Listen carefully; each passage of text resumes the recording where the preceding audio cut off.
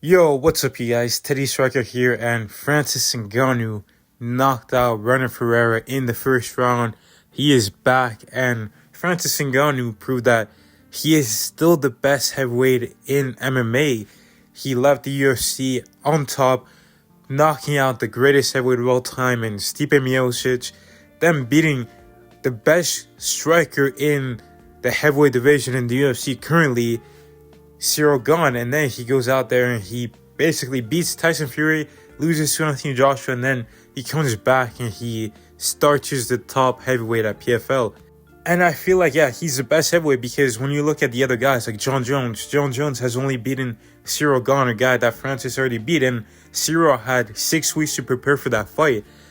And while John Jones, he knew like way ahead of time that he was going to fight Ciryl, and John Jones, conveniently, he waits until Francis Ngannou leaves UFC to hop onto the heavyweight division, and everyone keeps talking about how John Jones is ducking Tom Aspinall. No, he ducked Francis Ngannou for 2.5 years. That's a truth that is forgotten for some reason, and Dana's trying to spin this narrative that, oh, well, Francis didn't want to fight him, but he literally said on the night of UFC 260, I remember that, he said, oh, John Jones is thinking about moving down to middleweight right now. He said that, and now he's completely switched up. I don't know what kind of dirt John Jones has on him, but he's been saying nothing but good things.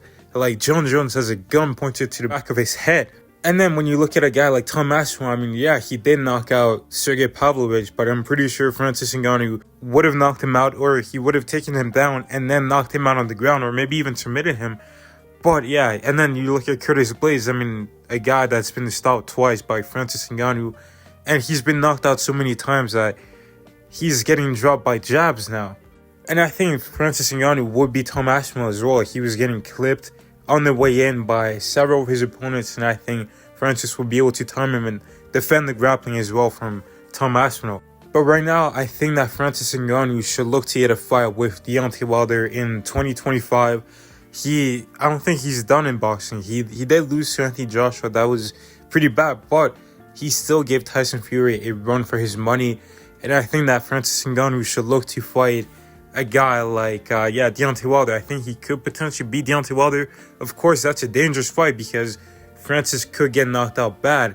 It's basically whoever lands first, but Francis still has confidence. Francis is still improving, whereas Deontay Wilder, he's sort of still fighting the same way, but now he's got less confidence and he's not as explosive and as fast as he used to be because he's getting older. But hopefully after that, John Jones would have left the UFC and retired from the UFC, and then there could potentially be an opportunity for John Jones to finally fight Francis Ngannou, because I think that Francis Ngannou is the hardest fight out there for John Jones in any organization, in any weight class.